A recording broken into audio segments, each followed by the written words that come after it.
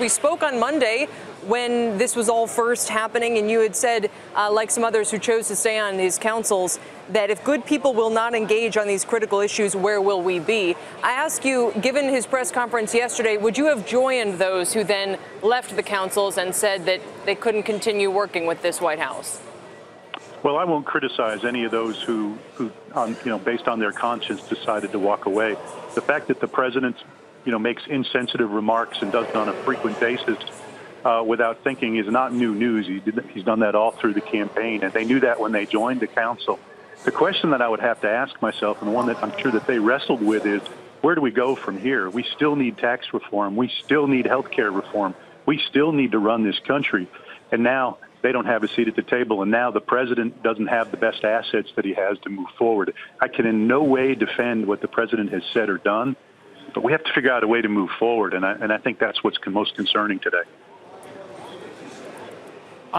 You sound like you're willing to forgive what he said so that you can get back to the business of tax reform and the rest of the president's agenda. Am I reading that wrong or right? You're reading it wrong. There's no way to forgive what he said. I think what the question that you have to ask yourself is, how do we move forward? That what he said can never be condoned and never be forgiven, never be understood by most Americans. But he's still the president of the United States, and if we're sort of resigning ourselves to the fact that we're going to have 3.5 more years of inactivity on these major issues, I don't know that we can stand that. We have to figure out a way to go forward. I wouldn't go to dinner with him, but I would probably figure out a way to work with him, if you can work with him. Okay, well, let me bring up what Jamie Dimon said, and nobody was more vociferous in support of the president on the economic issues that face this country right now, not the least of which is corporate tax reform. Even Jamie Dimon came out very strongly and said, I just can't work under these circumstances after those statements were made, and he felt very strongly about that. So, I'm not trying to put you into a corner here, but you seem to be differing on the response to what the president said and looking past it to be able to get back to the issue that faces the economy right now. I don't know that any Americans will ever be able to get past the comments. I think the question is, what do we do from here? So are we going to choose to bring everything to a grinding halt because we have a president, by the way, that we elected knowing the way he was?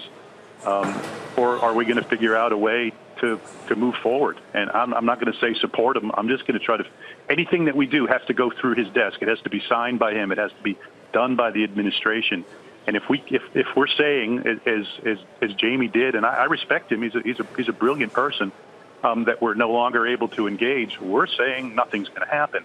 And I just don't know that we can take 3.5 more years of nothing happening. And I think maybe the braver, the bigger way would be, as distasteful as it might be, try to figure out a way to move forward.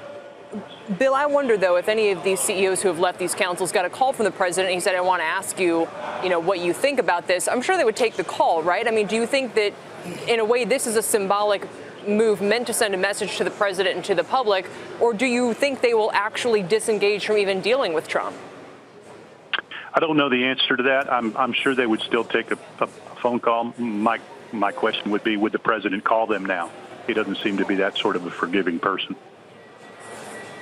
He does tend to remember slights. If that's the case, who do you think he is going to be talking to? I don't know. That's my worry. It's that if good people don't engage, we're left with people who aren't as good as the ones that were originally selected, and that's the challenge. If anything's going to be done, it's going to be done not by the best people that we have, and that's troublesome. Hey there, thanks for checking out CNBC on YouTube. Be sure to subscribe to stay up to date on all of the day's biggest stories. You can also click on any of the videos around me to watch the latest from CNBC. Thanks for watching.